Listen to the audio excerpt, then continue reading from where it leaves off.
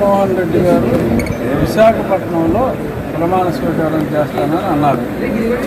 150 పైగా స్థానాలు వస్తాయన్నారు.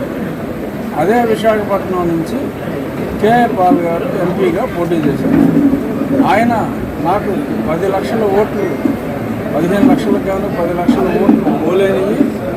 విశాఖపట్నం ఎంపీగా నా పని నేను ఆల్రెడీ ప్రారంభిస్తాను అని చెప్పిన సందర్భంగా ఇలాంటి విలేకరులు అడిగారు, మరి ఎన్ని స్థానాలు వస్తాయి అనుకుంటున్నారు అంటే 150 ఖచ్చితంగా వస్తాయి. ఏమో ఈ ట్రెండ్ ఇలాగే ఉంటే 175 వచ్చినా పర్వాలేదు అని పాల్ గారు అన్నారు.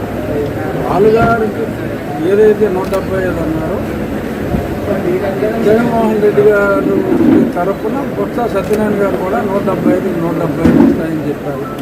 పాల్ గారు వైజాగ్లోనే ప్రమాణ స్వీకారం చేస్తా అన్నారు. జగన్ గారు వైజాగ్లోనే ప్రమాణ స్వీకారం చేస్తారన్నారు. సో ఈ రెండు విడివిడి వార్తలు మీరు కలిపి మీరే చదువుకోండి, దాన్ని బట్టి మీరు అర్థం చేసుకోండి. ఖచ్చితంగా 125 స్థానాలకి తగ్గకుండా తెలుగుదేశం పార్టీ కూటమి అంటే తెలుగుదేశం, జనసేన, భారతీయ జనతా పార్టీల కూటమి కలిసి లీస్టుగా సాధించబోతున్నాయి. అది మరింత పరుగుతుంది.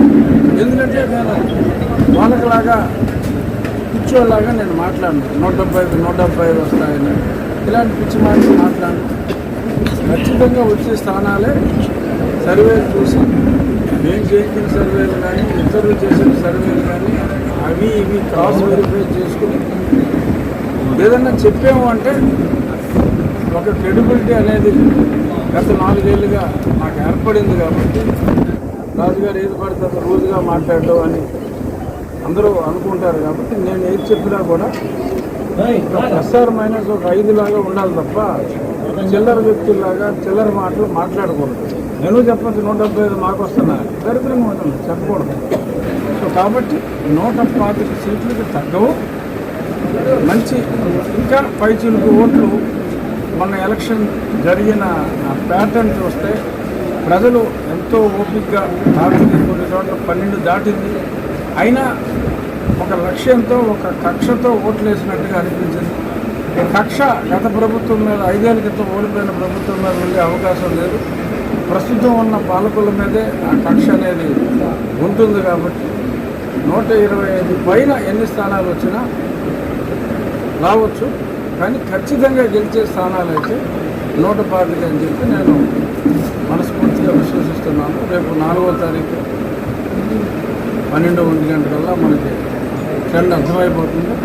పాల్ గారు కానీ జగన్ గారు కానీ మరి విశాఖపట్నంలో మెంటల్ హాస్పిటల్లో చేసుకుంటారా, ఇంకెక్కడైనా ప్రమాణ స్వీకారం చేస్తారో వాళ్ళ ఇష్టం. ఎందుకంటే వాళ్ళు చేసేది మాక్ ప్రమాణ స్వీకారం. కాబట్టి మేము చంద్రబాబు నాయుడు గారు అమరావతిలోనే ప్రమాణ స్వీకారం చేస్తారు. అది 9 లేకపోతే ఒక రోజు ముందు ఒక రోజు తర్వాత అనేది ఆయన నక్షత్రం బట్టి ఆయన జ్యోతిష్యులు సిద్ధాంతులు చెప్పిన దాన్ని బట్టి ఆధారపడి ఉంటుంది. ఖచ్చితంగా చంద్రబాబు నాయుడు గారు, పవన్ కళ్యాణ్ గారు, భారతీయ జనతా పార్టీ నాయకత్వంలోనే రాష్ట్ర ప్రభుత్వం ఏర్పడుతుందని చెప్పడంలో ఎటువంటి సందేహం లేదు. అసలు జగన్మోహన్ రెడ్డి గారు వస్తారా, 1వ తారీఖు రారా అన్నది కూడా ఇంకా చాలామంది డౌట్లు ఉన్నాయి. చూద్దాం ఏమవుతుందో. అసలు పిన్నెల్లి వ్యవహారంలోనే మనకంతా అర్థమైపోతుంది. పిన్నెల్లి గారు వాళ్ళ సాక్షి పేపర్లో ఏదో రాశారు. అసలు ఆయన రిగ్గింగ్ ఆపడానికి వెళ్తే రామరామ ఆయన మీద కేసులు పెట్టారంటున్నారు. రిగ్గింగ్ ఆపడానికి వెళ్ళిన మహానుభావుడు ఎవరికే కనపడకుండా పారిపోవాల్సిన అవసరం ఎందుకు ఉంటుంది? ఉండదు కదా. ఆ వీడియోలు ఫేక్ ఏమో అని చెప్పి అంబటి రాంబాబు గారు అంటారు. ఫేక్ అయితే ఏమో ఒక రోజులో ప్రూవ్ చేసుకోవచ్చు. సో ప్రజలకి అన్నీ తెలుసు. కేవలం ఇదేంటంటే ఒక లిట్మస్ టెస్ట్ లాగా అందరికీ తెలిసిన ఈ నిజం ఈనాడు ఆంధ్రజ్యోతిలో వచ్చింది, కానీ సాక్షిలో ఇంకో రకంగా వచ్చింది. ఎవరు నిజం చెప్తున్నారు, ఎవరు అబద్ధం చెప్తున్నారు అంటానికి ఈరోజు ప్రముఖ న్యూస్ పేపర్లు ఈనాడు ఆంధ్రజ్యోతి జీవితాన్ని పరంగా పెట్టిన మహానుభావుడు పిన్నెల్లి అన్నట్టుగా ఈ సిగ్గులేని సాక్షి రాసుకున్నారు. దాన్ని బట్టే మరి రిగ్గింగ్ చేసి గెలవటమే కాకుండా మరి ఇప్పుడు కౌంటింగ్లో కూడా చాలా మోసాలు చేయడానికి తెలుగుదేశం పార్టీ రెడీ అయిందని చెప్పి ఆల్రెడీ వీళ్ళు అంటే స్కెచ్ చేసుకుంటున్నారు అన్నమాట. ఎందుకు ఓడిపోయాము అని చెప్పడం కోసం ఎలిబీలు వేసుకుంటున్నారు.